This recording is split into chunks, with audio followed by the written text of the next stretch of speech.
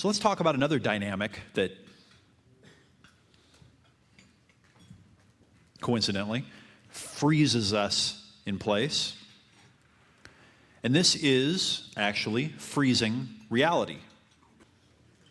So the idea I want to talk about here is the freezing of reality, the freezing of yourself, the freezing of the dynamic of relationships, and the freezing of your potential. The process of taking a dynamically flowing thing and turning it into a static event. In the West, meaning Western civilization, America, North America, Europe, that kind of West,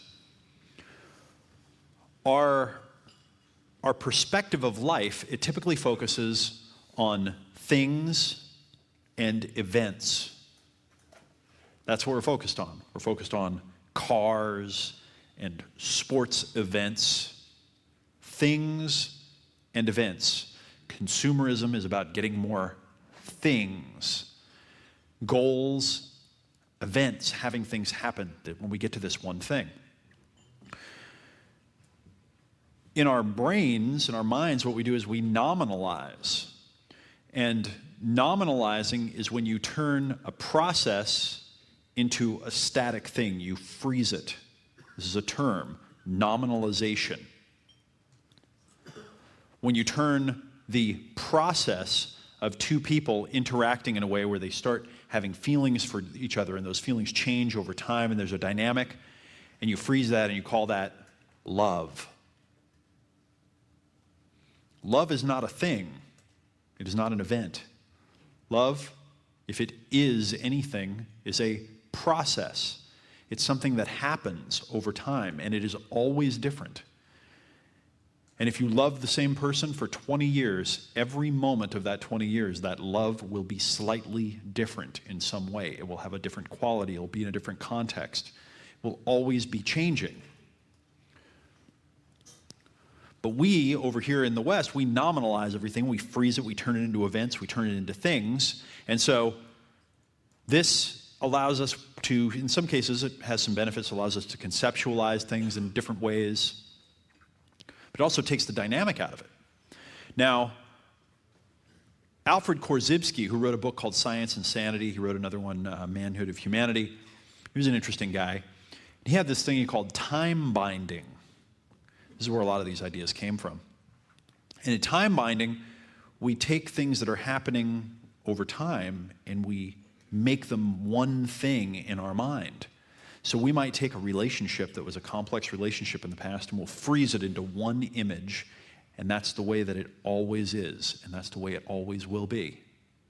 This leads to logic like, well, I was pissed at you then for good reason, and so I'm still pissed at you now. And we've frozen that thing, and now anytime we think of that person or that event, the pissed comes back up, and we're like, yeah, I still am pissed. We don't allow it to process. We don't allow it to change.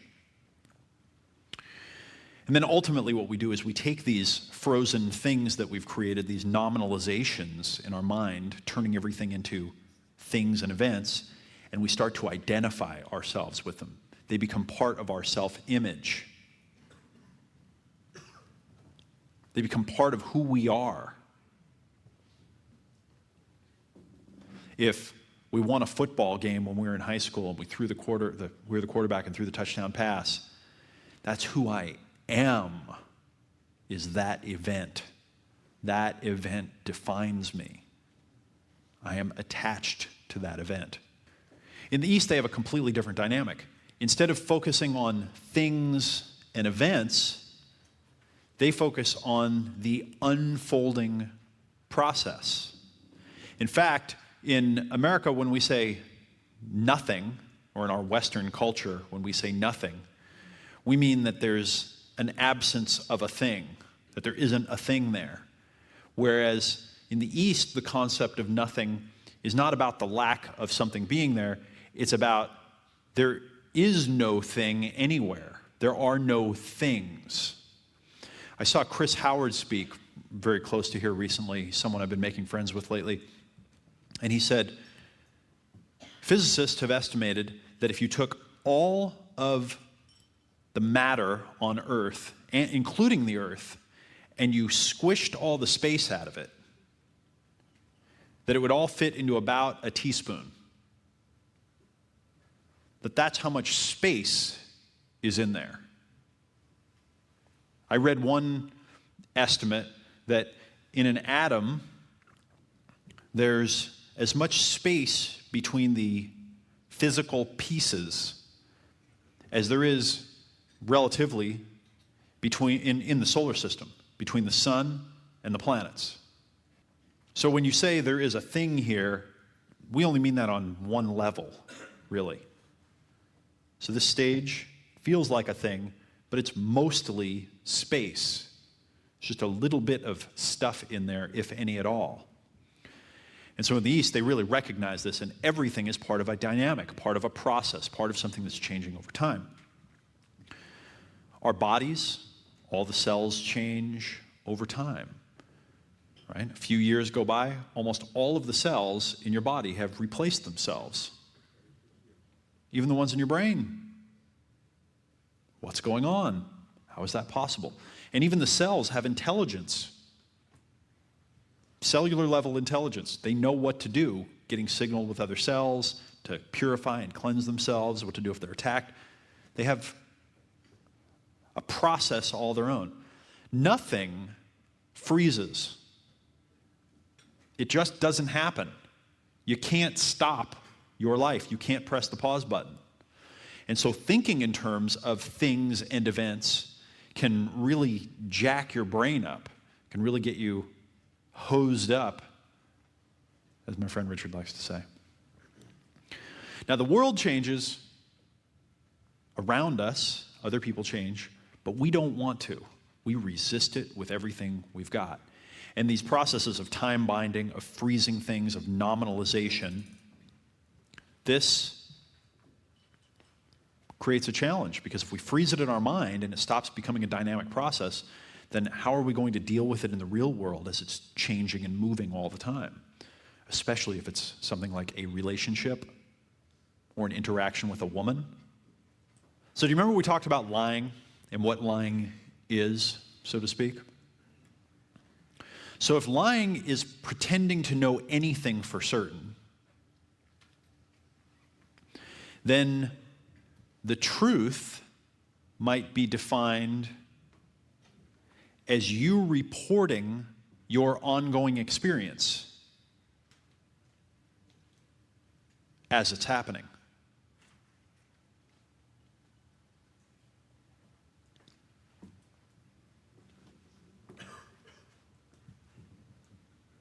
Without expectation that it's going to stay the same way.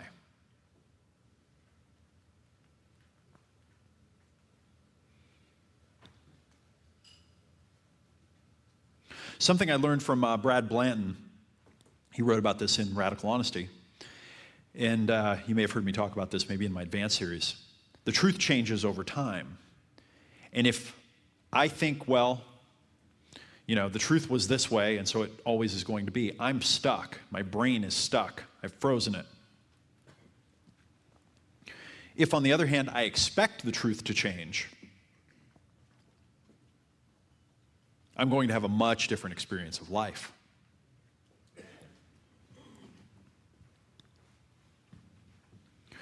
So what if truth was reporting your experience from your perspective as it is happening?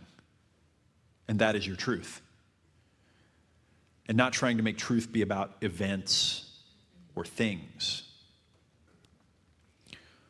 I talked a little bit about how in the East, there isn't this paradigm of things being frozen, nominalized, and so forth. Something I learned from Alan Watts, who is one of the guys that really brought Zen Buddhism over to the West. Really interesting guy. Another person that Werner Erhard, who created the EST program, spent a lot of time studying his stuff. In his book, The Way of Zen, he says, what we're doing here a lot of times in the West is trying to put more stuff in to our minds. We're trying to fill our minds up with more things and fill our lives up with more things.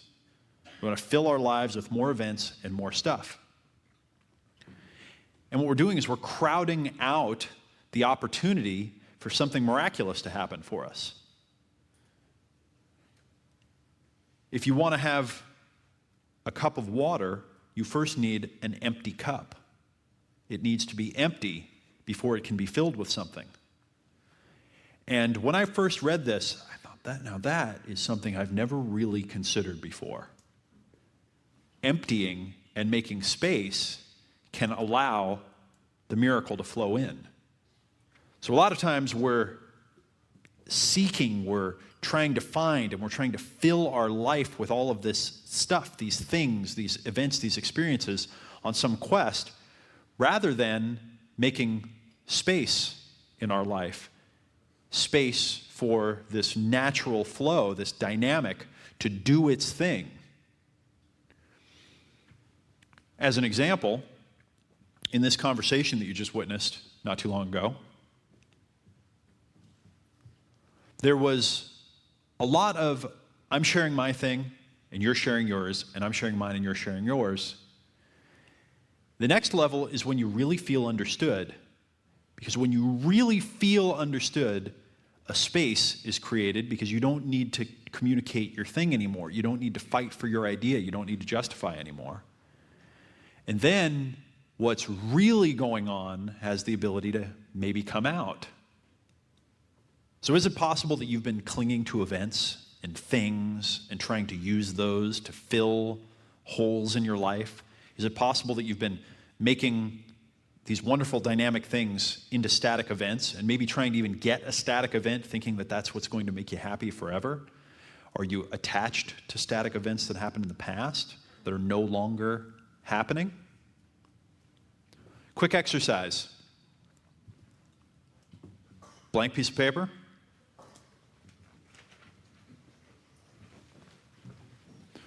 Where have you nominalized something?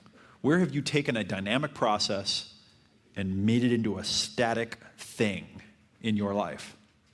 Where have you frozen something that's alive and made it into this objectified thing?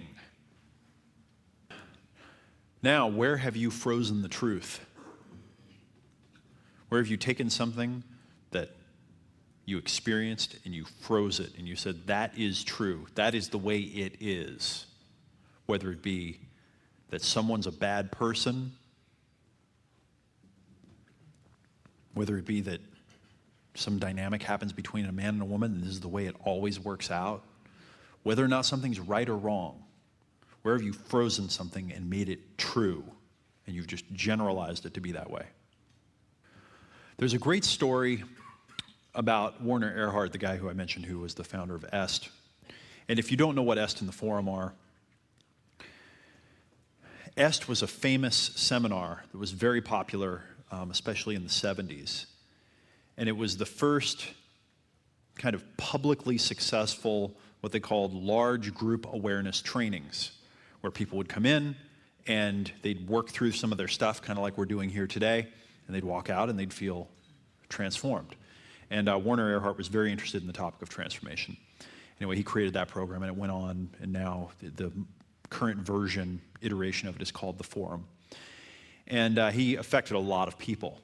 There's a great story about him going to a Dale Carnegie How to Win Friends and Influence People seminar, because he was a self-help junkie himself and went to all the different programs.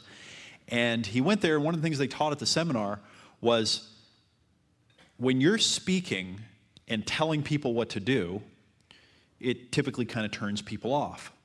On the other hand, when you're talking about your experience, just your experience, coming from your experience, you're very powerful. And so by going into sharing your experience, you immediately become more trustworthy, more interesting. And that snapped for Werner, and he had some more insights and realized that we're not doing that in our lives. We're not coming from our experience. We're coming from all kinds of other things. And so a great distinction that he draws in his programs is the distinction between what happened and then your story about what happened. And what I'd like to do right now is help us draw a distinction between your experience and your interpretation or your judgment. And I think what we've done in modern times is we've really gotten out of touch with our experience, what we are experiencing, how we are feeling, what's going on inside of us, what's coming up for us. But we've gotten very attached to our judgments and our ideas and our stereotypes and our prejudices. And we've gotten so into them that we think we're right about them. And you can hear it in the tone of voice. In this conversation that took place just a little while ago between Chris and Greg, you could hear certain parts of each of their conversation had that tone of, I'm right on this one. Could you hear it? Right? It was just right there. Now, we all do this. I do this myself all the time. But the awareness of it can bring huge breakthroughs. Because the bottom line is, you're only lying when you think you're right. You're only lying to yourself and everybody else when you really believe that you are right and you're fighting for it. Because then you're closed to the subtlety, you're closed to the other perspectives.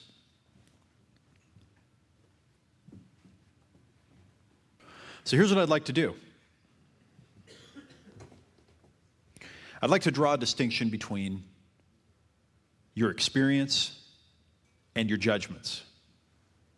Between what you're actually experiencing, what it's like to be going through in real time, right now, in the here and now, and all the judgments and all the rationales and all the images and generalizations and all that stuff that you've created, that distinction.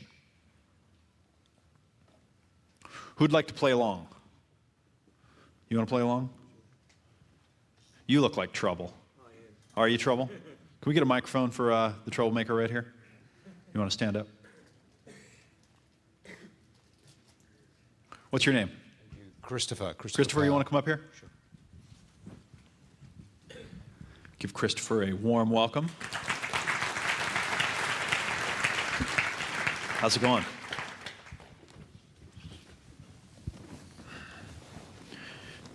Are you familiar with this distinction that we're talking about? Yes, I am. Well, then why do you want to do some work on it? Because I want to take it further. I want to get a deeper distinction with it. I want to go get to the into next the level. experience, yeah. I need you to hold that thing right up to your mouth Right the up whole to here. time, right there. Okay. Thank you. What do you know about it? What's your experience with it so far, so to speak? When I'm in touch with my feelings and emotions in the moment, and I'm interacting, I've done a lot of in-depth emotional work with people and between people.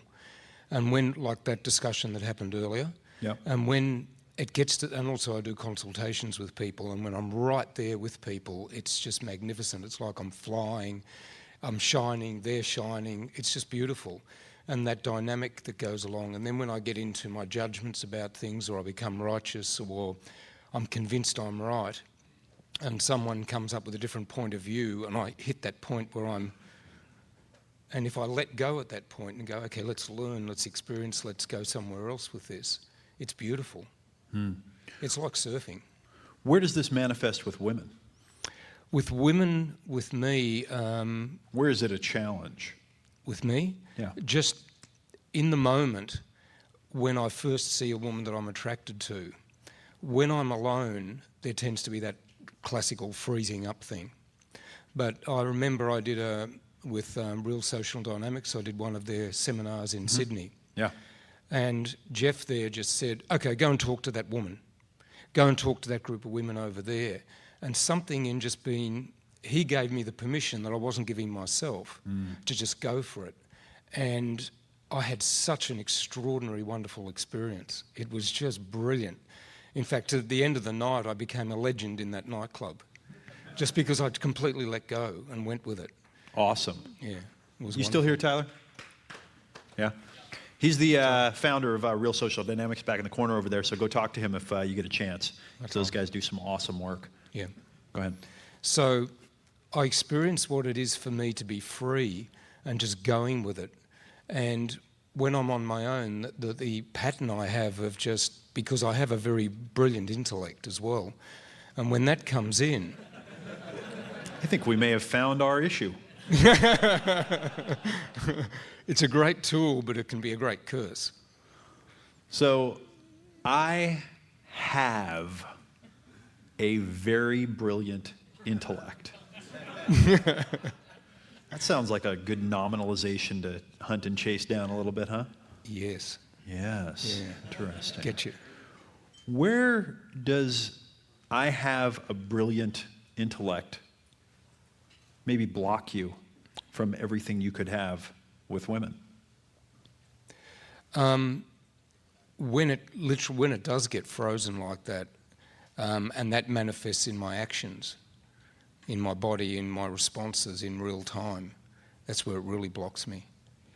Describe. When I see a woman, I can almost instantly work out where she's coming from, what she has to offer, at least I think I can, what her faults, what her strengths are. I begin to think, I see so much information that it almost just stops me.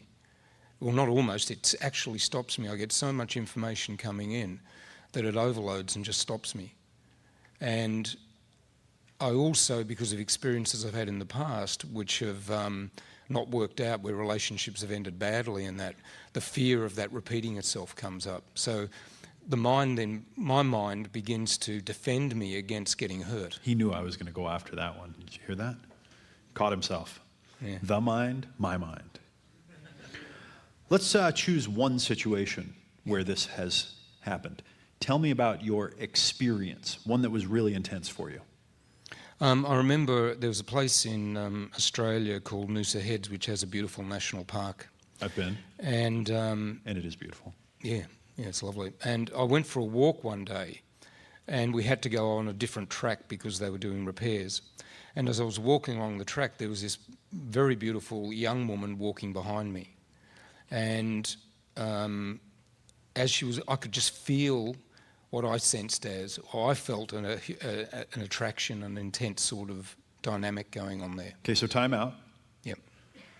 Is I felt an attraction dynamic an experience, or is it a judgment? For me, it felt emotional. Is that an experience or a judgment? It's probably an assessment from my... Okay. What did you experience? What I experienced was a lot of tension in my body. Where? It was all through my nervous system. Where? It was like my whole... It's like, get your mind out of the gutter. It was focused in my central nervous system. It's hard. It's actually hard for me to place where it is in my body. It was hard to place where it was in his body, huh? Huh. This is just getting more and more fun every moment. Okay. Okay. It was hard. keep going. Let's try to locate it.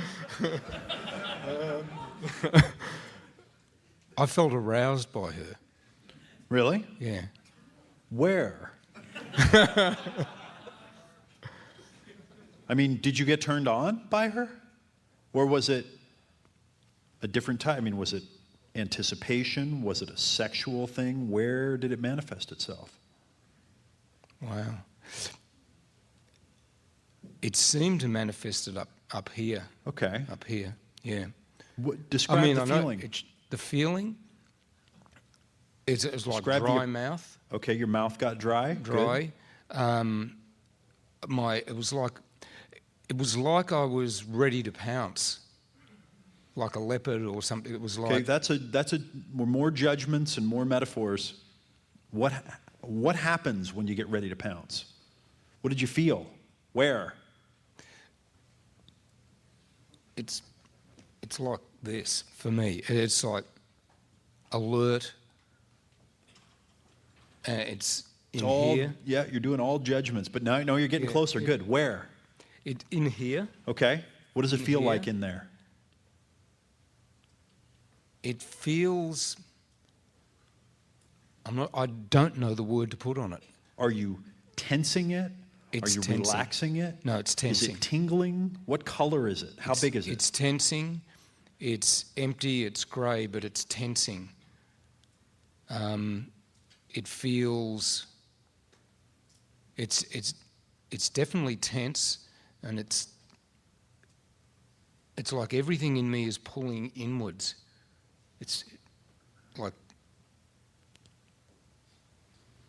freezing. Did you notice this before? Did you notice any of that stuff before? Yeah, I do, but much more generalised. This is getting much more specific. Okay, so what I'm saying though is you probably never noticed that when you saw that attractive woman that you felt an empty gray space in this part of your neck and this part of your head. Well, I've felt this. It's like being. It's pressure. It's a sense of pressure, like being underwater. It's like it's harder to breathe. It's my. But if the sense is that if it released, there would be this huge power. Okay. Are you getting some of it back right now as you talk about it? Yeah. Okay, good. So close your eyes for a moment. What I'd like you to do. It's coming back into here too. Okay, good. Yeah. Good. She must have been very attractive. She was beautiful. Good for you. Just close your eyes for a moment. Now focus on those sensations. Really focus right where they're at specifically and notice them. And notice that they're a process. It's not a thing that's happening. It's a process. It's something that is flowing through you, that is affecting you in many ways and on many levels. See, one of the things that we do when the process comes up is we, as he said, we generalize it, and then we freeze it and we go, oh, I'm feeling tension, or I'm feeling fear, and then it stops it, and we can't let it process through our body. We can't ride that wave and come out the other side. Stay with it. What are you feeling now? Where is it and how big is it? What color is it? It's jaw, green, it's flushed, warm. There's a lot of warmth and sensation coming back. It's running through Good. the legs here. It's flowing. It's going green, red. Good. It's very bright colours. It's not sort Stay of grey with it. colours at all.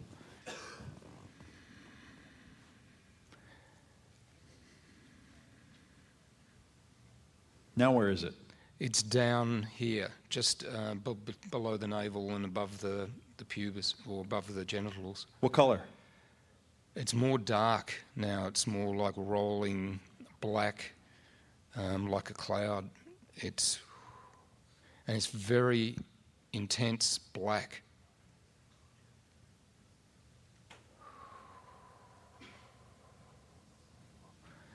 And where is it now? It's descending. It's from here, this hip here, down through into here, and right across through, right through this section here, and now it's just concentrating right into the core, just here. What color is it now? It's like a very, very, it's almost bluish black. Do you hear it evolving? It's transforming. It's flowing. It's alive. Where is it now? It's going down into my genitals. Is it still in your head and neck? There's a bit, but not much. Just a few traces. Let me ask you this question. You know, we just did 2 minutes worth of a little exercise of you following it there. Mm-hmm. Were you suggesting that when you first had it that you had a hard time going over and talking to her, or that it kind of prevented you from that? Yes. Okay. If you were in this state where you are right now, would it be easier to talk to her? Yes. I know when I'm in the state that I am in now, I'm unstoppable. Okay, interesting. Now, what we do oftentimes when the fear comes up, or the issue, as we like to call it, my issue, my fear, the thing, is we freeze and we clench and we stop and go, oh, there it is again, and we push against it. And now we're stuck in that place rather than going into what we are experiencing. Really going into what we're experiencing and letting it live. Riding that wave, going with it and being with it and respecting it. And then coming out the other side. If you do it enough times, it'll just happen automatically. You'll just get stuck. You'll get frozen. You'll be in fear. Good. Did you learn something from this? I'm still there with it. It's brilliant. Yeah. Excellent. I learned how to allow the energy to move through my body and how to let it evolve and process on its own. Excellent. Good. Thank you for pleasure. joining. Thank you.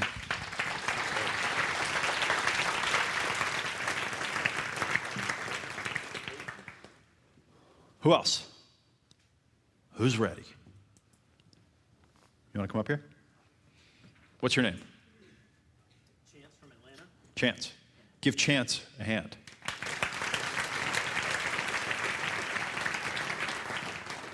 Thank you for being here. Thanks. So tell me about something that you feel is blocking you. I have a level of fear and guilt almost, that if I were to be in a happy relationship, if I got older, that I feel guilty that I should have to get married. I want to be able to have the option to be in a relationship and to have the option to not get married. I didn't understand a damn thing you just said. Let's try that again. Not in a disrespectful way. I just didn't follow you there. I feel a pressure from society that if I do not get married someday, that it makes me feel guilty that I'm doing something almost wrong, that I'm not married. Okay, gotcha. So some part of you feels you should be getting married at some point, and if you don't, society's going to look down upon you, and you will feel guilt and what was the other thing? Just fear and guilt of my perception of others, how Okay. they look at me. Any idea where that originated? No idea. No? I just think sometimes, and I look at history, and it makes me think, has society ever had views that are unhealthy or wrong? And I just think to myself, 150 years ago, there was slavery, and we've had times where people have burned girls, thinking they were witches and all this crazy stuff. And I just kind of feel that marriage today is unhealthy. And I feel that if I someday get a girl that I'm with and I'm not okay with getting married, it makes me feel a level of guilt when I shouldn't feel that way. Yeah. It may come as a surprise, but there are probably a minimum of tens of millions, maybe hundreds of millions of slaves right now on this planet. Didn't just happen 150 years ago. Can you think back, maybe just kind of go with your intuition. Was there an event, so to speak, that maybe somehow put this idea in your mind first? Did you have some experience in your life where this may have come from? Maybe suspect? I can definitely think of some things. Can you think of one that maybe the earliest one you can think of? Yeah. I dated a girl for 5 years, from middle school through high school. Mm-hmm. And I was very committed at the time. And we broke up, and she dumped me. And I made it this whole thing. And it was completely unnecessary. And, I had the whole victim way of thinking about it. And I think that might have something to do with it. Is there something now that triggers this for you? Where when it happens, when you see it, when you think it, that feeling comes up? Oh, yeah. When I hear things about society when I hear about society and I keep hearing there's divorces, and I just see what it does to people and how marriage affects people, I just don't feel that it's healthy. And I feel guilty that I have that opinion sometimes. Give me a more specific one, something that that happens where that thing, I would say specifically when I hear anyone talk about marriage and how it's gone wrong, it triggers that in me. okay, so anytime someone talks about marriage and how one has It gone gives wrong. me a feeling in my stomach like, ugh, no good. Okay, good. So, can you maybe close your eyes? You willing to do a little work here? Let's do it, all right? All right, cool. So close your eyes. Keep that mic up to your mouth there, right in front of it.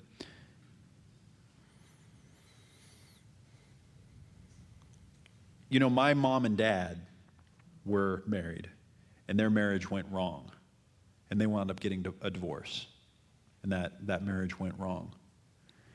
We had a couple of examples here on stage recently where their parents, their marriages went wrong as well. In fact, you know, some estimates are as high as 50% of all marriages go wrong. There are a lot of marriages going wrong.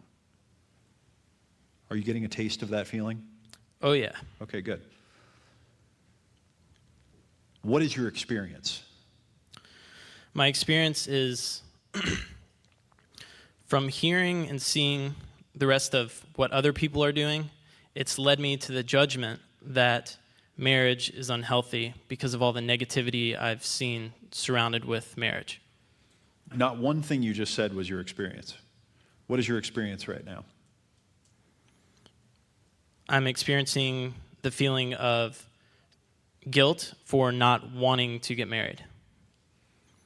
Okay, so one judgment, no experiences. What are you looking for from me in terms of what I'm feeling, or? What is your experience right now? It's a feeling of my heart racing, my Good. stomach feeling empty, anxiety coming from my heart and spreading out through my body. Okay, instead of using words like anxiety, can you use words like, I feel pressure, and it's in this location, and it's this color, and it's moving in this direction? Can you give physical descriptions? I feel a sense of my heart beating faster right here in the center of my body, and the shakiness comes out through the center of my body and all the way to my fingertips and my toes. And if it were a color, it would be red. Good, stay with the red. Follow and it's the a red. red, unstable shakiness that if it were emotion, it would be shakiness. Okay, good, follow it, stay with it. And it makes my body feel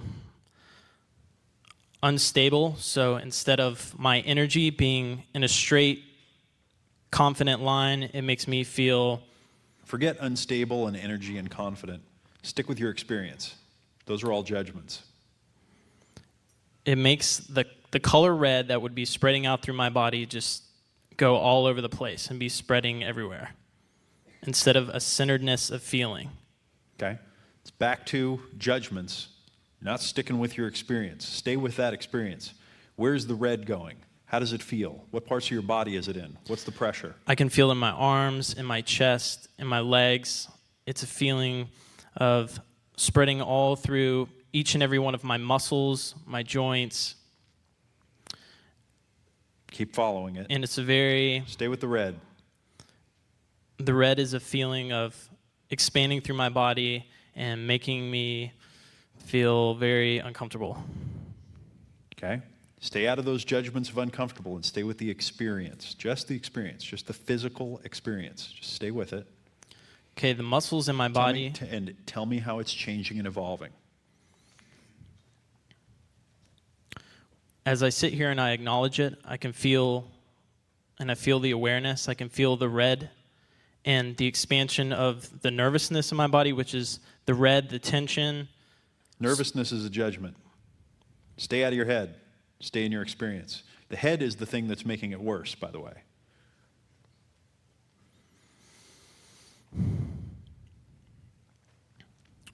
I can feel the red and the tension in my body. Tension's a judgment. I'm just confused on this. Stick with the red. Keep talking about the experience. Where is the red right now? I can feel it in my face. I can feel it in my chest. I can feel it in my legs. Good. And it spreads all throughout my body. I can feel it in my fingertips. Good. What does it feel like? What is it? Is there It's a hot feeling. There you go. What temperature is it? It would be 100 degrees. It would be a hot, red feeling that flushes my body, specifically my face and my Good. cheeks, Good. in my chest. As I breathe, I could feel the red going in and out of my body. Good. Just stay with the red and notice it evolving. As I become more aware of it, it cools to more of a yellow color and more of a blue. Stay with the awareness. You are on the right track right now. And as the color changes, it helps me stay more of that cool blue color, and I Good. can feel it resolving through my body back into my chest, and I can feel it going from aligning from the bottom of my spine up to the top of my head and focusing in my eyes. Do you understand that you're talking about your experience now and not your judgments? You've made the transition? Definitely. Good. Stick with that. Keep reporting your experience.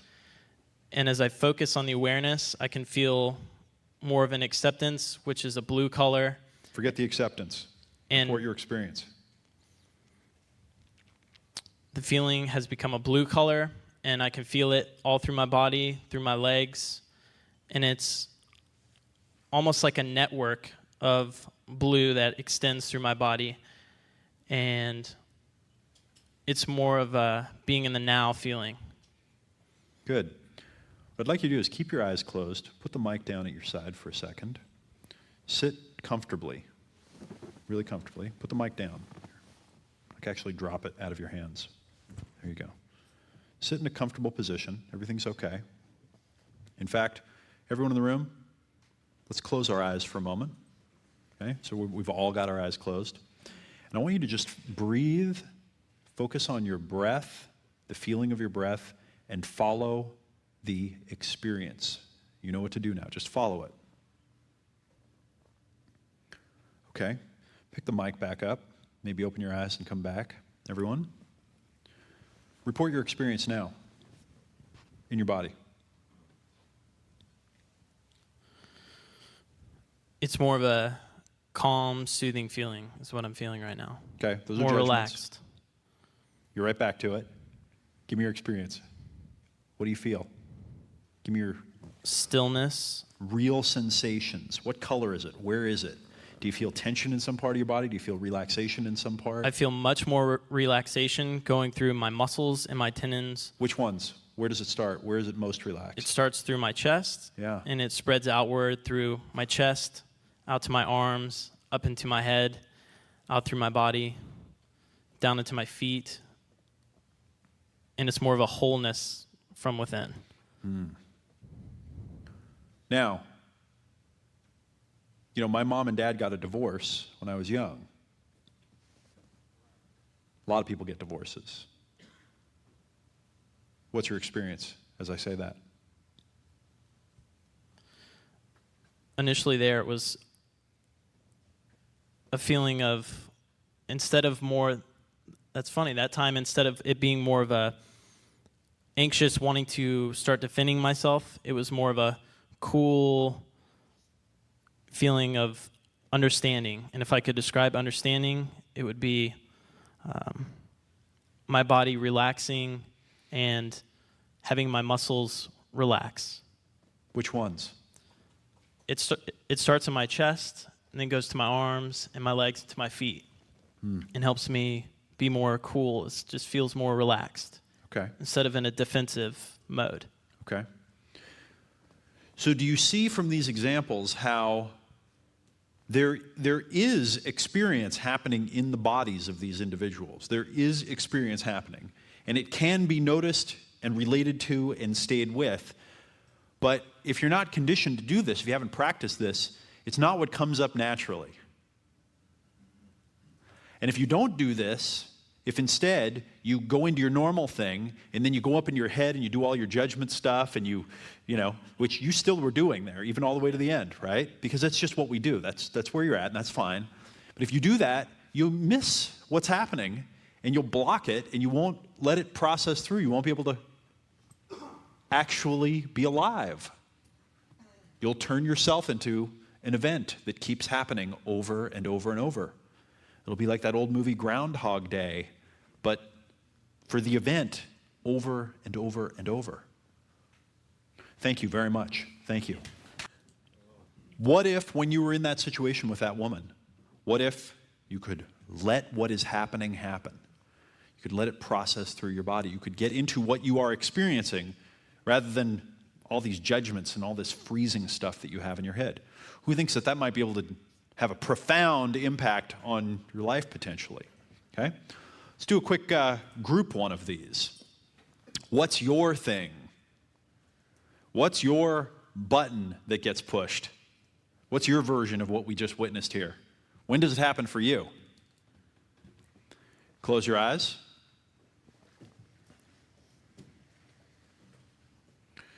Go into that space that is your body, that is mostly space, that is almost all space. Just like it's 60% water, it's actually more than 99% space, even the water. And get in touch with the different parts of your body. Feel your feet, your ankles, your calves, your knees, your thighs, your midsection. Yes, even your balls. Feel your stomach, your back, your chest. Feel your shoulders, your arms, your neck, your head, your face. It can be very valuable every day to put your awareness on every part of your body. Inhabit your body, as Eckhart Tolle says. Consciously inhabit your body. See if you can remember the oldest event that you can. Can you remember the original one? Or as close to it as possible? Or the one that was the most profound? The one that really comes up for you? Which is the one? That one. Now I'd like you to experience it. Eyes closed. Go through the experience of it happening. If your eyes aren't closed, you're missing out. You're missing a big opportunity. Eyes closed. Go through the experience. See it. Feel it. See everything that happened. Make a big, bright picture. Associate into it. See it from the first-person perspective. See it from your eyes. When the button gets pushed, follow your experience in your body. Follow it. Where do you feel it? Where is it moving? What's the color? What's the tension or relaxation? What's the pressure or release? What is the flow? Where is it moving? How fast? How is it evolving? How's it changing? Let it flow this time. Just let it keep going through your body. If your mind comes up and tries to judge it and stop it, just relax your mind and just follow your body. Follow the experience through your body. Follow the movement. Let it transform. It has a message for you. It may come now. It may come tonight in your dreams. It may come later. There's profound wisdom in this experience you are having right now. Follow it. Follow it. Keep noticing the color. Notice as it evolves. Notice the location. Notice which muscles, which sensations. Continue to let it evolve. Evolving.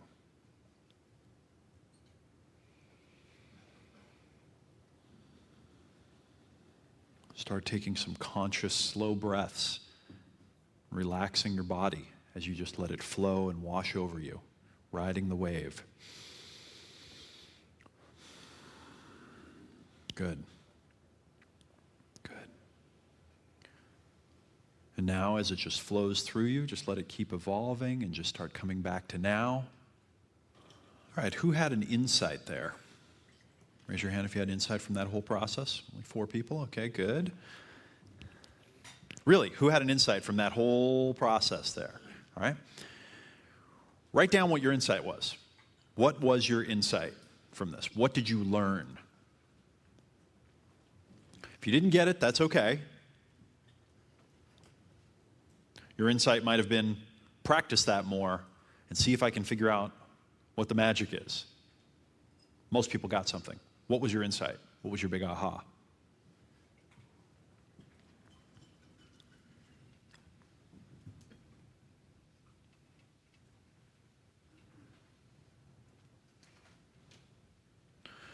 Now, who had a big insight, a real, like, a barn burner, an explosional, wow, like, oh my gosh, insight that would be valuable for others to hear, that would be a contribution?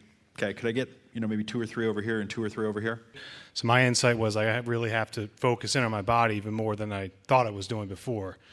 And so that was just a huge insight for me. So good, thank you, good one.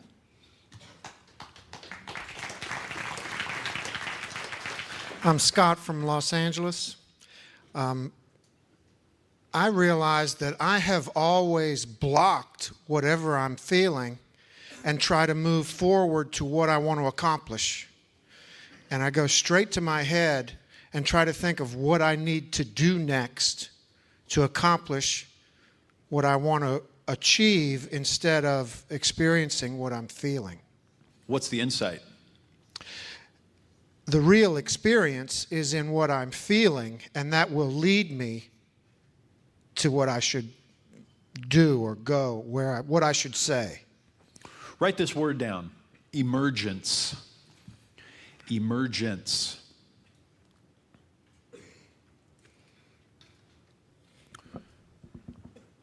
There's something they call an emergent property. When you put a complex system together and it runs, properties emerge that you could never have anticipated. Complete surprise. If you stop the system and you don't let it run, the properties can never emerge. If you take 1,000,000 ants and you put 1,000,000 ants in 1,000,000 little ant cells and you study them, you will see ants in one way. But if you take 1,000,000 ants and you put them together into an ant colony, it will be a totally different experience because there will be an emergent property called the life of the colony. It's like a body, and they can do amazing things.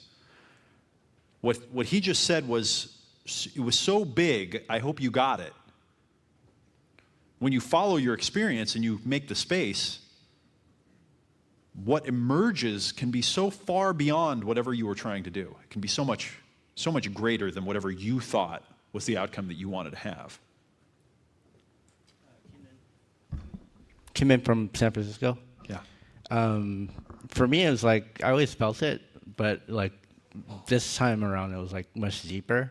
Like I could kind of feel like lots of flowing, like kind of like water. Like You actually were in touch with your experience. Yeah, it was instead very of thinking about your No, experience. it was very metaphorical. Like I actually brought up images in my head of like flowing water down a spiral, like slide kind of thing, and I could feel it like spiraling down my from my chest down to my stomach and stuff like that. Well, when you can stop your mind from doing that and you can actually be in your experience, you're going to go to the next level. There's more for you. Yeah. Good, thank you. Thank you for sharing. My experience was feeling a deep sense of sadness while I was doing the exercise. And my breakthrough was really understanding that it's the conflict between that and the happiness that I normally feel that I'm comfortable feeling, and the conflict between that sadness which I'm not comfortable feeling and happiness that I am comfortable feeling that causes a lot of the muscle tension that's at the root of some of the pain issues I've been having. Good, it's a good one. Thank you. One more. Hi, I'm Greg from Hoboken, New Jersey. How's it going, Greg? It's going well. When I was trying to like kind of feel and go through the actual experience of it, I was like, oh, I'm not really getting the same sensations that the guys on stage had. And I was like, maybe I'm not doing it right. I'm doing this incorrectly. And I'm like, this is what I'm like seeing. This is where I'm feeling. And all of a sudden, I just let go of what anyone had said before on stage or anything. And I just kind of followed along with it. And as soon as I let go of what they had said was when I really just accepted where the things were going on in my body. And I was like, wow, that's it. That's it evolving right there. That's my experience right there. Instead of trying to say, how's that relative to what they were saying before? So kind of freeing myself from that was the only way that I could really come in tune with actually like experience anything at all. Good for you. Thank you. That's it. That's it. Last one. Thank you, guys. So that may have been the crown on this whole thing. We don't even notice that we're doing it. We don't notice that we're running the mind trying to say, okay, am I supposed to be having the experience? I'm not feeling what they're feeling, so maybe I'm not doing it right. Actually getting into your experience requires a little practice. It requires some work. And if you didn't get it, you were probably doing the mind thing. And if you didn't get it and you were doing the mind thing and you're feeling resistance right now, your mind is probably feeling very threatened by this whole thing because it has you on lockdown so tight and it is so not interested in anything that's going to let it not have control for a few minutes. You might have to practice releasing that mind and just kind of letting it go and going with the flow. Here's an insight for you. This is just my experience. Women tend to be much better at getting that whole thing than men. Women tend to be much better at, I'm having some emotions come up and I'm going through it, I'm feeling this and I'm feeling that, and riding that emotional wave and just letting it process through. And what do we men do when a woman is having an emotional experience? What do? We try to fix whatever it is. And then you read in the books, it says women don't want it to be fixed, they just want to be understood, they want to be heard. Well, there's even something beyond that. She wants to process. She wants to let that thing process through so she can get on to whatever the next thing is. She wants to not block it and stop it so that it'll come up and bite her in the ass later. Do you think that this process could help you relate better to women, especially a really evolved woman that gets this intuitively? Because women tend to get emotions and tension and resolution better than men. You think this could help out a little bit? You think it could help out if you're talking to your woman? And I don't mean that in an ownership sense, but I mean it in the, your other part that could be an amazing part of your life, and she's having a tough time. You think that it could be powerful to say, share your experience with me. Tell me what you're feeling. I'm right here. I'm right here with you. Let's just go with it. Just let it process through. It's okay. Whatever you feel is fine. Do you think that could make an impression? Do you think that could bond your relationship a little more?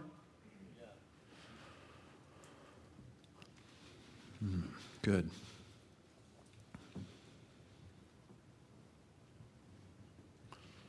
A little chin scratching going on there. Chris and Greg, right? Do you guys think you get what we were trying to do up here since you left the stage? A little bit better? A little bit? Get 2 mics. Get back up here, guys. So where did we leave?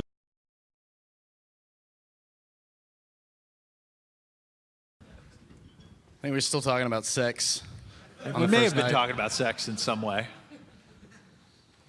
Let me repeat the exercise quickly. The idea is to state your perspective, remembering that it is just a perspective and it's partial. And now we've added a couple of new pieces. Nothing's static. It's dynamic, it's flowing, it's changing, it's evolving. Even your own stuff is always moving. Your perspectives now are different than they were then, and they're different now, and they're different now, and they're different now. They're evolving, they're changing. We're going to state our perspective, and we're going to then have the other person repeat back the perspective and help the other feel understood. And then once the other person feels understood, then they get to share their perspective. And you heard me say a little bit later that to really go on is to be concerned, to care that the other person feels understood, to understand, making them feel understood. It's not just understanding them, it's to have the feeling of, you know what, I want them to feel understood. So where do you think we left off? I think it was kind of back and forth with the same thing. Summarize where you think it left off. What do you think his perspective was?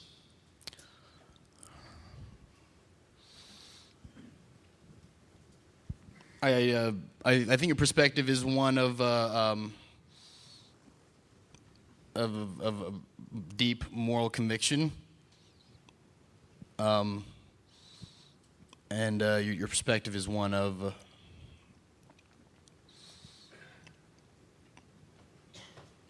it's definitely one of a proper response to many of the things that you've seen and experienced in your life. So to drill down a little bit, the idea of sexuality, sexual misbehavior, sexual misconduct, these things they've had an effect on your life, and they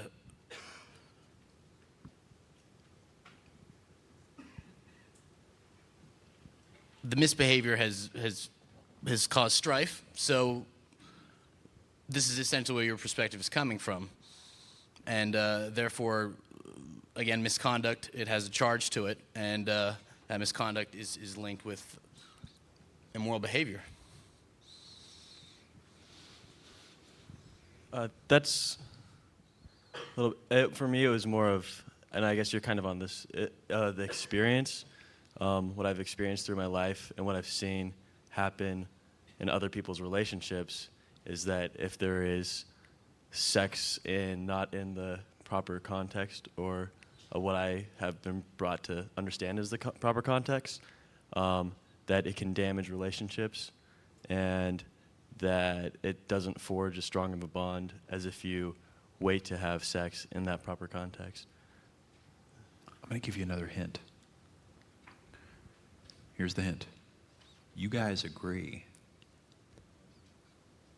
Oh, yeah? It's a shocker, isn't it? The key is to figure out where. Well, I would definitely say we agree that it is the subject has charge, and it's not something to be taken lightly. It's not something to be. It is clearly the fact that you would ask that question: who has thought this through? Not just who has this opinion on it, but who's really thought this through. The fact that it takes that much thinking through means that it's an important thing. And I would say at that base level, we might have diverged in where we were going with it, but that base level idea of this is a charged subject, this is an important subject, how do I handle this, how do I hash this through? Earlier you were saying that you're still hashing it through. And that's the common ground that I'm finding. And that we both have based it largely off of our experience.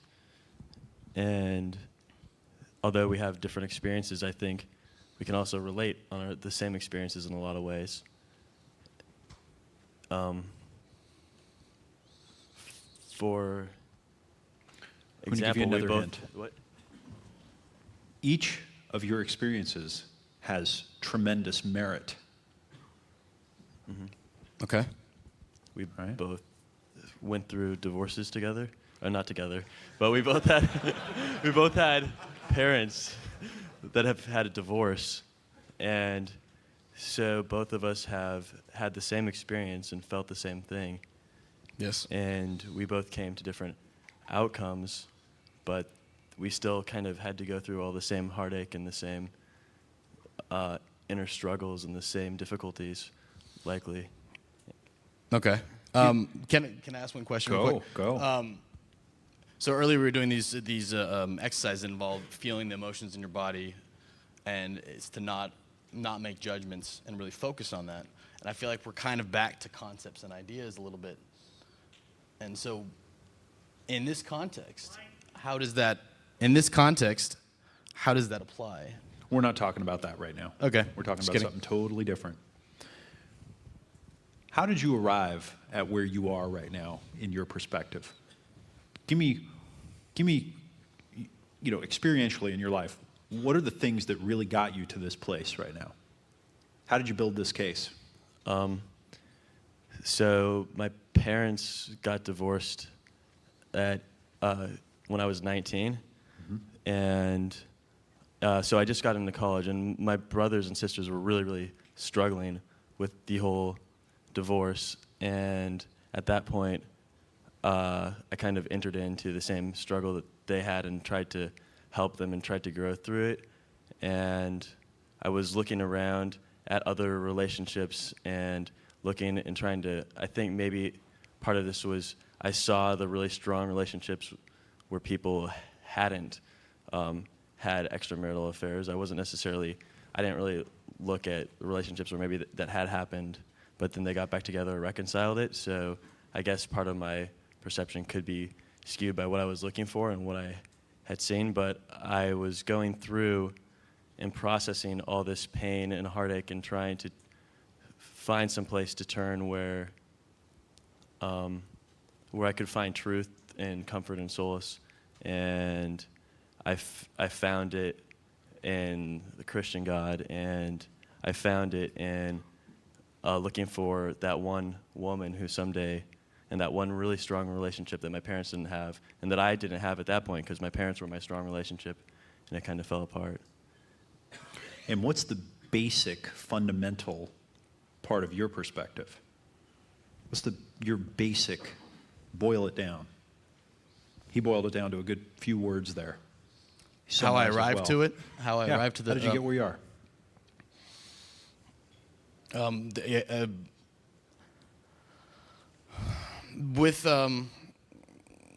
With dating, whenever I was a teenager, I didn't. I mean, a lot of this stuff, it seemed like it was just happening to me. I didn't really stop to think about it all that much. I had a couple of girlfriends, and being with those girls, I realized in talking with them, and just being close to them and intimate with them, that all the stuff that I had thought that as a guy, that I was thinking, oh well, one night stand, all this stuff, I shouldn't think that, or maybe that's bad, or this being dishonest. They had thought of all this stuff too, and they had a lot of the same fantasies, and they had done things that was that were just I would say as as crazy as any guy would do, and that made me think that over time women have the same drives. And in thinking that, I was like, well, why don't they act the same? And then I began to think about this evolutionary perspective and societal perspective. Once I started adding those layers in, Then you were done with your dating. Yes. And it just really screwed everything up completely. No, that was definitely good stuff. Things like the mating mind and such, these things that layered in. And that definitely changed my perspective. The perspective is still evolving. I try really hard not to get attached to it so much. But that is essentially where I've come to it. This idea of the moral aspect of it seems to have decoupled itself from that whole area of life for me. Was there a time in your life where, relatively speaking, different set of experiences, you consider that you were at the same place where he is? I would say yes. It's and this is the funny part, is that I feel like, despite the fact that I was there, it is hard to relate to it. Yeah. I mean... Is it hard to relate to yourself at that time in your life? I almost want to say thinking about it kind of messes with my head a little bit. It kind of makes me want Does that make sense? Totally. Okay. I get it. Yeah, yeah. Whenever so, anyway. Whenever I think of maybe limiting beliefs or things that I had a few years ago, and then maybe I meet someone, I'm in a situation where they have those, I almost want to get away from it because it messes with my head a little bit, like it's kind of sucking me back in or something. It's kind of hard to unpack that, but Good. What comes up for me here as I hear this is I can, and again, I don't want to get too much, I want to let you guys kind of continue on this one, but I can really relate to you. I feel that some experiences from my life, I can really relate to you, okay? I want to push you out of the chair real quick and jump in there and go, I can relate, man. Let me make you feel understood, okay? And at the same time, when you're talking, I really feel like I can really relate to you, okay? And I kind of want to move him aside for a second and go, dude, the game is somewhere else. I can relate, I get it, but look at what we're trying to do here. Okay? So that's a little hint of what's happening here, right? You've been through where he is. You've literally gone through it. You've had the same ideas, feelings, and so forth. yes. Okay? He's evolving through his part too. Rewind your life and imagine that you're where he is and meet him at his level. Not that you're beyond or better or worse, but meet him there. Let's start there.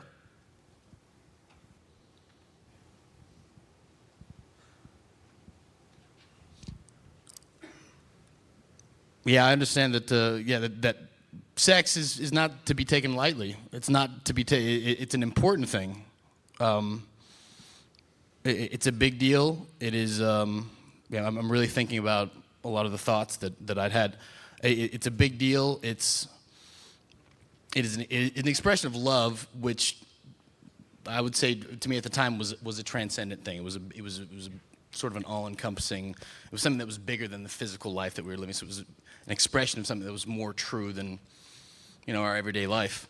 So I held it to very high esteem. So it's not something you play around with, and it's not something you do lightly. Can I ask you something? Is there a part of you that wishes that there was something bigger about love? I don't know that I've entirely come to the conclusion that there isn't. Okay, good. You just sound like you may have. So, Okay. express that a little bit more. All right. So yeah, that was definitely my perspective at that time, and now thinking back on it, people would say otherwise. It seems as if they were diminishing something that was really important. And to say that it is some kind of nature playing itself out, or that it's some kind of evolution of society and such, it takes away from the like you were saying before about how that you were looking for a truth that you can kind of like work from, and if that truth could be just anything, then you don't have that centeredness that you can get from that. And that whole relativistic view of things that definitely, I imagine that's I think back, it's definitely not comfortable. It's threatening in a weird way. Can you, because I know that there's some part of what you're going through that, I shouldn't say I know. It sounds to me that there's something about what you're going through where he's at, there's a little part that's a little weird to you, but in a way you can relate and you're curious about it and you want to know more? Well, definitely I can relate with everything is not black and white for sure. And sometimes seeing that truth is just shifting all the time, it seems to kind of ring true with somehow how reality is sometimes. Sometimes you just enter into these situations and you're really wondering what is true here, and you have to just go with your gut and with your moral compass. And sometimes what I know to be true in my mind sometimes feels different than what I feel to be true kind of in my gut. And so that's one thing. For me, I guess maybe what I'm kind of curious from you is what do you look for, or where do you look to for true intimacy? I don't know if you can answer that in one or two sentences. Obviously there's a connection, sharing emotional experiences with somebody, being on the same wavelength in the sense that you can play with each other, you can have fun with each other, almost sort of actively doing stuff for each other without the other person having to ask. Just really sort of understanding the other person's reality, but respecting it as something separate, but something that you want to engage with. I haven't really sat down and defined it myself. That was sort of a quick and dirty idea of it. It would be different if you asked me to explain it again here in 2 minutes. So, Let me give you a hint. Did you hear him say that he's not entirely sure that there isn't a transcendent aspect to love, something sacred about it? Follow that path. Ask him about that. Ask him where he's curious, where he's unsure, where he's open, what he's searching. Ask him. Good hint. Where are you curious, unsure? Stop for a second, reflect on what I just said. Yeah. And ask it in your own way, relating to your experience, to your reality. Learn something. See where you have that experience. And ask to understand and to learn. Do you feel that there's some greater something that's moving on you on a daily basis? And if so, what is that? Do you have any idea what that greater thing feels like? Or maybe where you feel it pushing you towards? Greater thing? A greater presence, greater purpose, greater...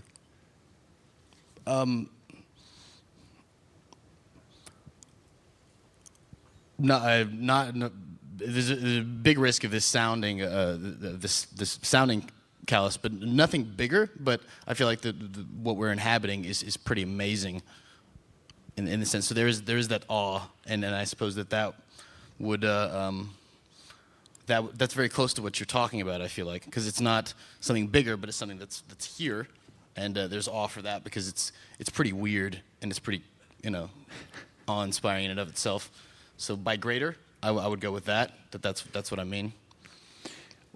I was specifically talking about the love part. The love part. Right? Okay. Is there something that happens that is transcendent when a man and a woman connect with each other that you feel is beyond the two of you? Yes. I would say the word numinous or transcendent would describe it. Yes. Is it possible that there may be an overlap and maybe, who knows, maybe just the words, we're just using words that you're using. Maybe what to you is transcendent that you use one term for, maybe there's some overlap where you guys actually experience something greater than yourself when it comes to a male-female relationship. And maybe there is a little window there where the two of you really do see something that's the same way. Maybe. We're going to time this one out again. We're going to pick it up yet again, okay, because we're not finished yet. You guys are awesome. Give them a hand.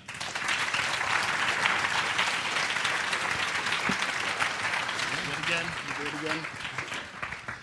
Thanks, man. Come back here.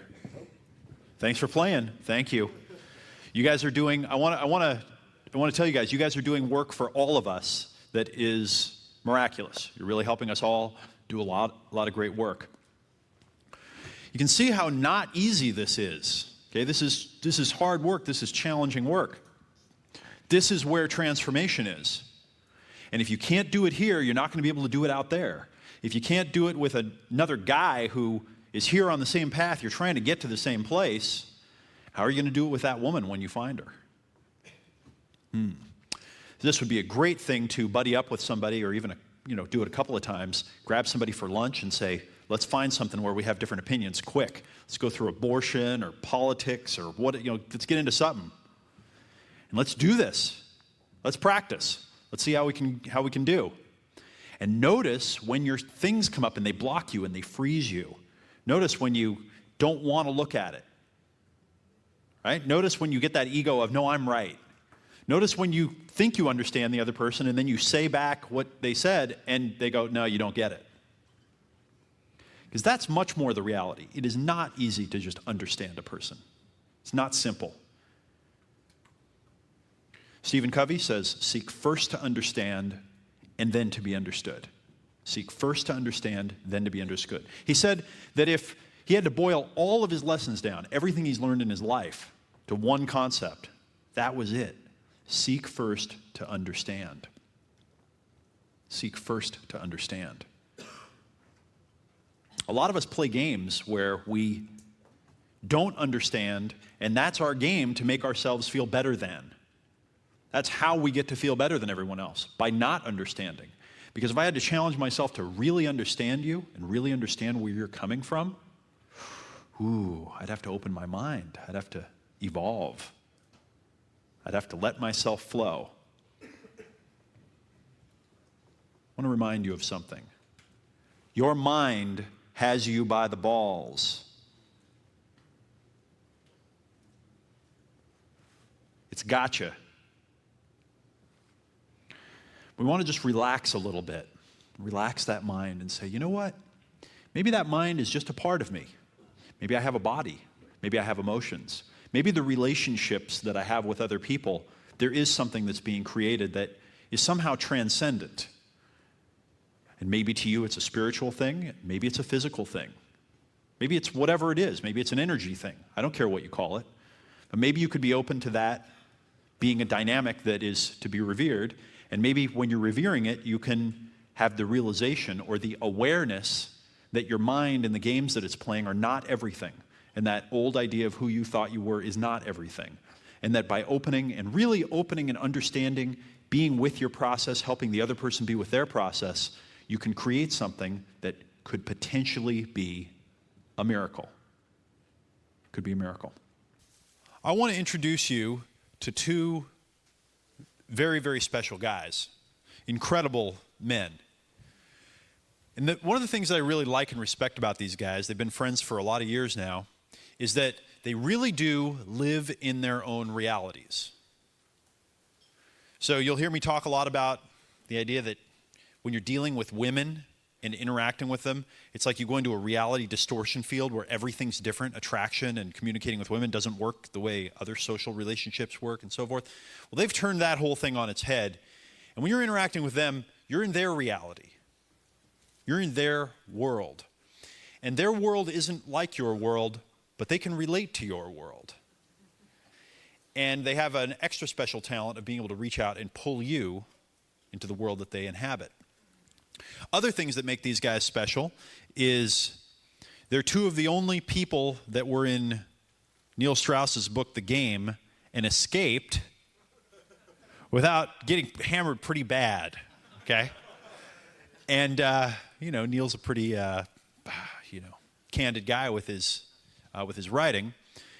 And I think he later told me that he realized that you guys had hypnotic powers over him and he just didn't even want to go there. He didn't want to mess with the risk of it at all. Yeah, he didn't want to feel impotent. Anyway,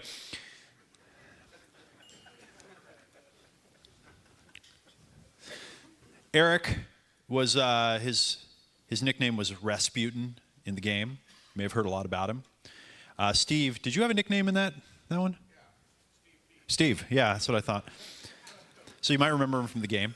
And also, what's fascinating is these two guys, behind many of the most famous people in the, what's called the community, or guys that are pickup artists and so forth, if you go back behind a lot of the guys and find out who influenced them and who they spent a lot of time with, it just keeps coming back to these two guys. And they're going to come up and talk to you for a little bit. Now, they're going to be supported, let's just say, and integrated by a gentleman named Denver Clay. And Denver worked with Richard Bandler for 7 years. Richard Bandler was one of the two founders of neurolinguistic programming.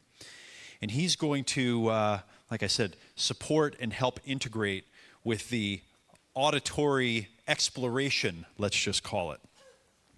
Now, I consider myself to be a pretty open-minded person. And these guys that you're about to meet are beyond me in open-mindedness, okay? They're going to maybe open your mind a little bit. So I ask you to put aside any preconceived notions. anything that you may have heard. Let this process flow, go with it, enjoy it, and welcome Steve P. and Hypnotica.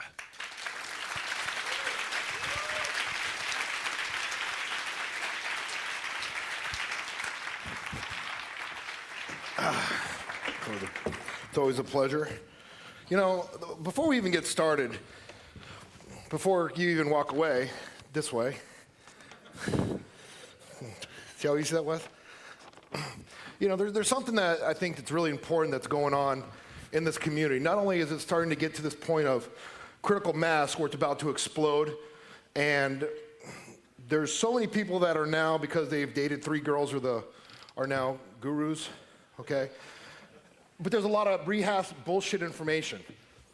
And I think that one of the reasons that this community is here together in the way that it is, whether it's mystery, style, and all the big names, however you want to say in this community, but it all comes back to this man right here. Now, the point that I'm making here is this man has brought together all the people that are really influential in this community. And I think it's important that we realize that this man who also puts together this seminar, out of pretty much most of the people I've trained with, okay, and I've trained with a lot of people, I think this man has one of the most, and is most aligned with his integrity and bringing to the table what he really believes. I just want to make that known. All right, there's going to be some things that we're going to ask you to do. If you're holding pads or pencils, set all the stuff down, put both feet flat on the floor. Find yourself in a nice, relaxed environment. And remember, you don't have to do anything. You don't have to be anything. You can sit there and listen. Hypnosis is nothing more than communicating ideas across to the unconscious. That's all it is. And if We're you don't just want to gonna go in talk. too deep, you can go in one level at a time. Now, there's a lot of things that you guys have been learning here. There's going to be a lot of things that you continue to learn in this environment. There's going to be things that make sense. There's going to be different perspectives. And there's going to be certain things that we say that are even going to probably piss you off. And that's okay, because any kind of emotion is better than no emotion. No. And when you know emotion on certain levels, sometimes you might want to embrace, why did you release all that energy into that emotion? If energy is emotion, energy in motion, maybe there is something to a thought behind the emotion that maybe you want to just consider releasing at some point. And you can think about the traveling that you've done here, the traveling that you're going to continue to do.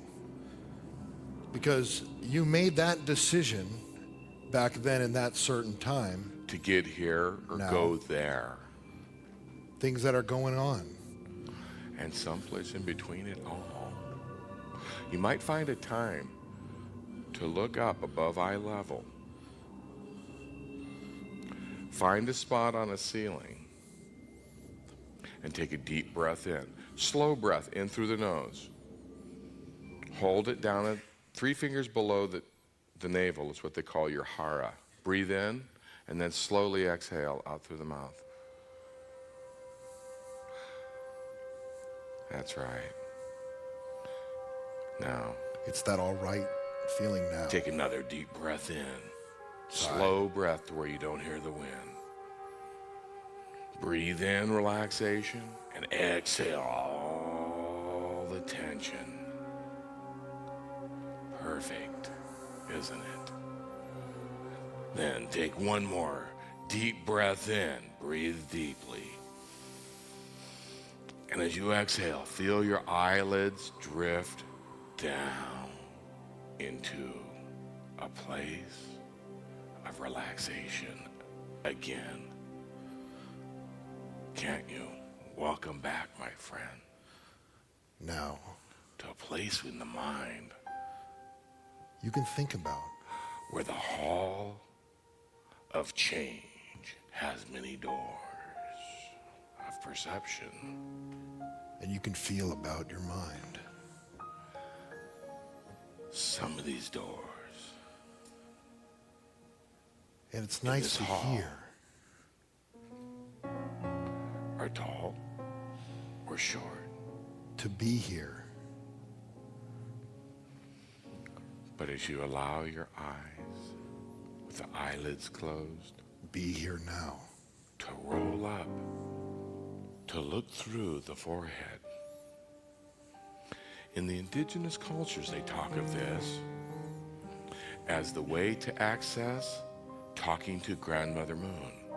And when one talks to Grandmother Moon, everybody knows that the moon can, in fact, as the indigenous folks have said, control the ebb and flow of tides of all bodies of water. Sometimes on the surface calm, while currents may move fast or slow. And beyond below the the crashing surface. waves.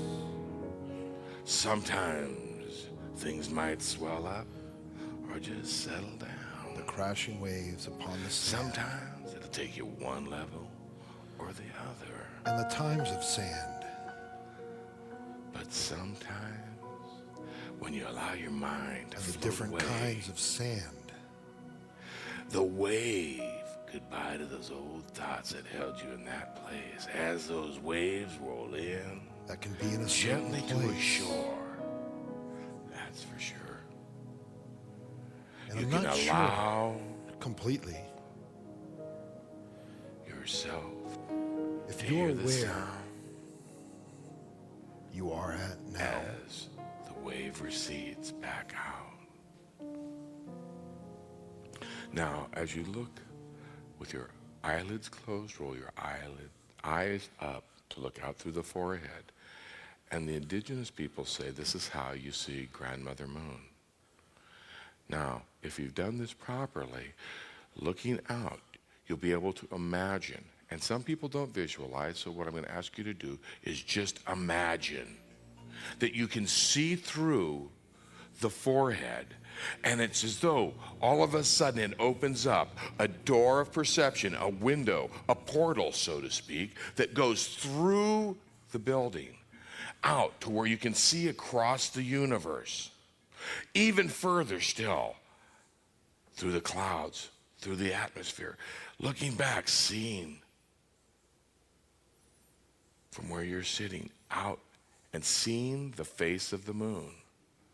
Now, some people can actually recognize in their mind when they've seen the face of old Grandmother Moon.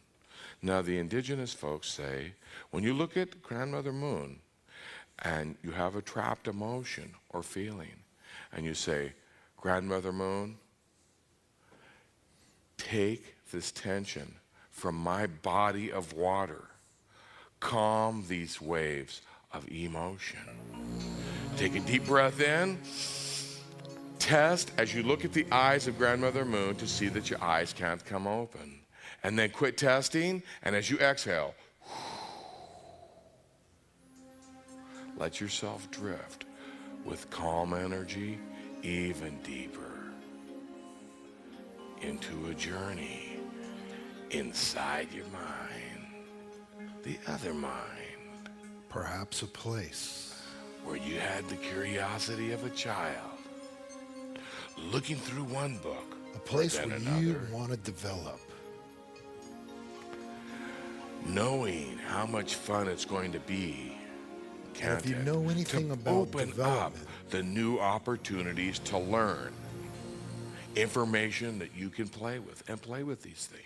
you know that there in are new certain ways. steps involved. Again and again and again until you play with them in a way that you shift it just a little bit. It's like First a guy you that practices find guitar over the and property over, which you and want to then he develop. gets his groove on. He adds his own style. Next, you begin to mark off those areas that you want to explore. And it's like building a house. And sometimes they say there's tension spots that lie A house in where these you want bodies to of develop. water.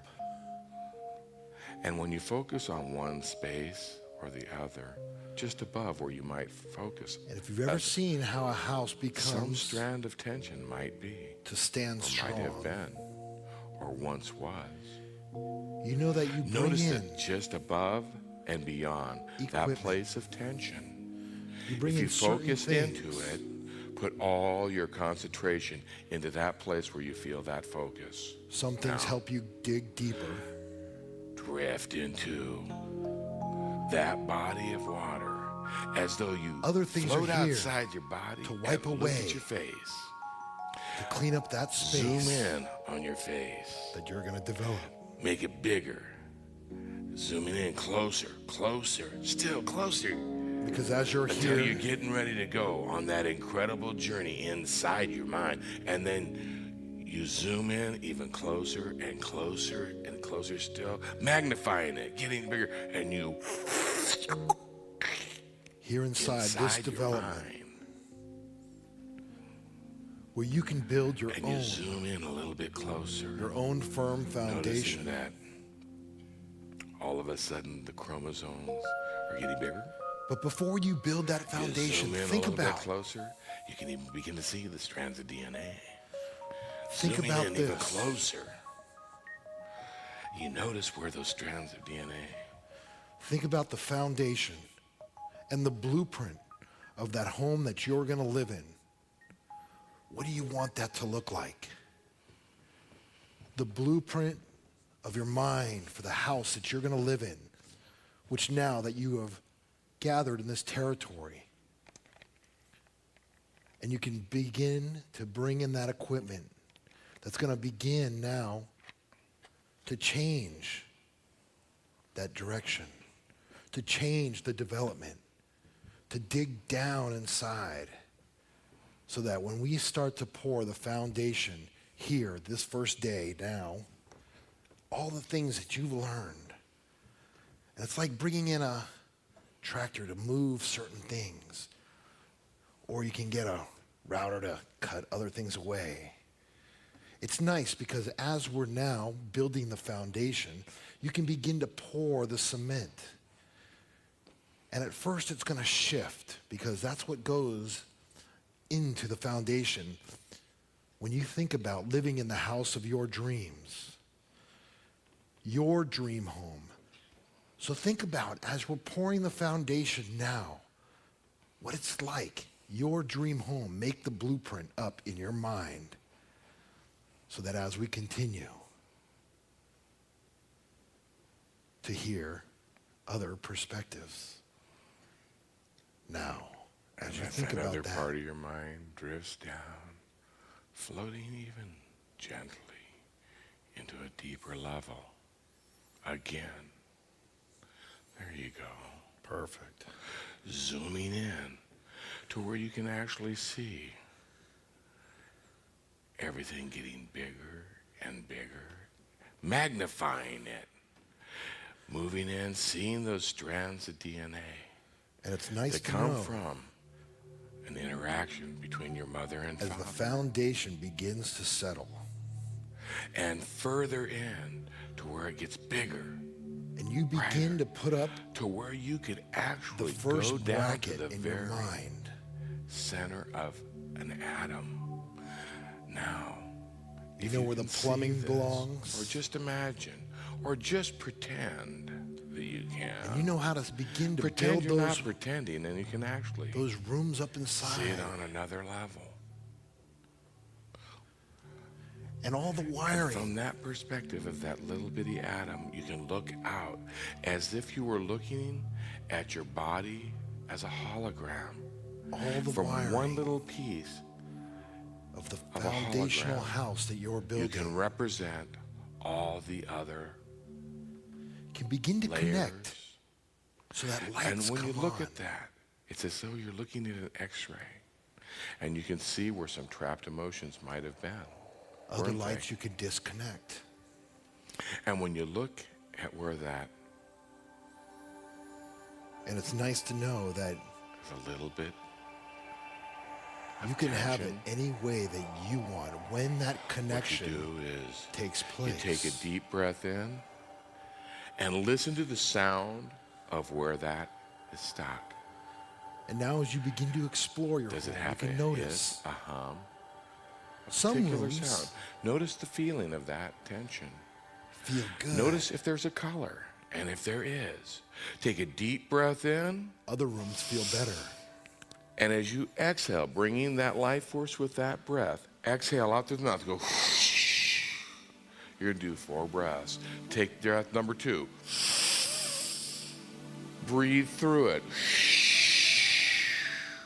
And as the Breath foundation number 3. continues to Bring settle, the breath of life in. And breath number 4.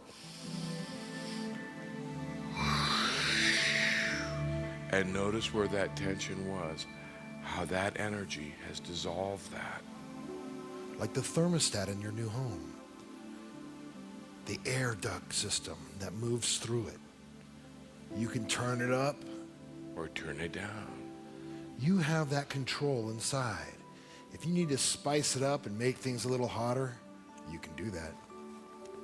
And if you want to just chill, you can do that as well. Because it's your home. It's your house that you're building. Because you're learning and you're building the foundation here today. The foundation of that To the house. future.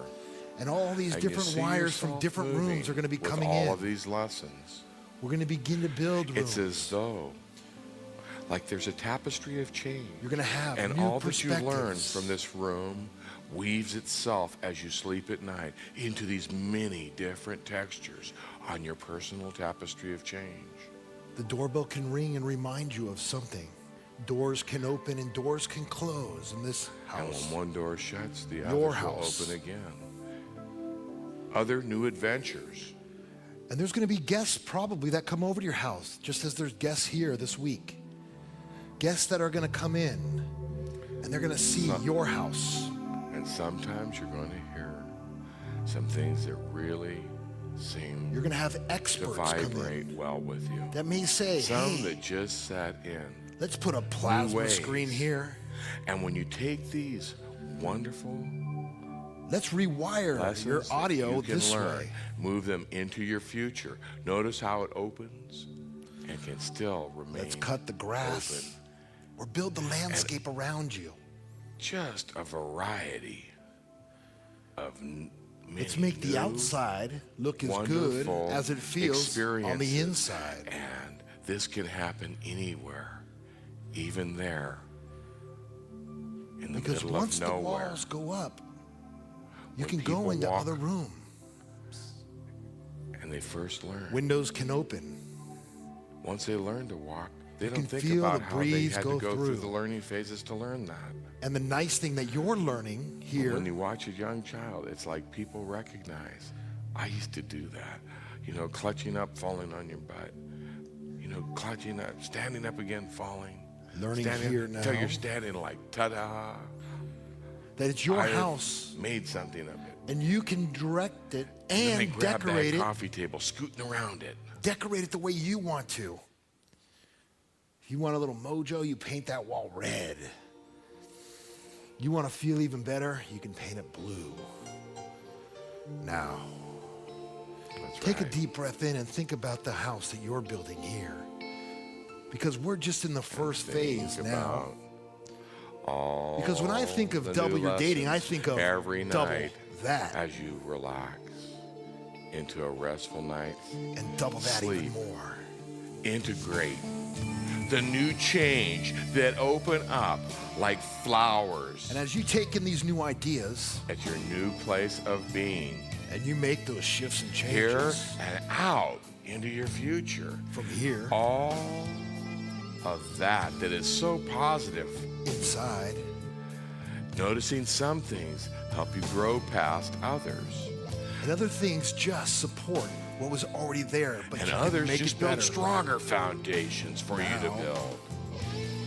Because as you think about why it is you came here today, and you came to here today, And as you listen and hear all the other speakers that can help you integrate, useful bits of information in new ways of opening.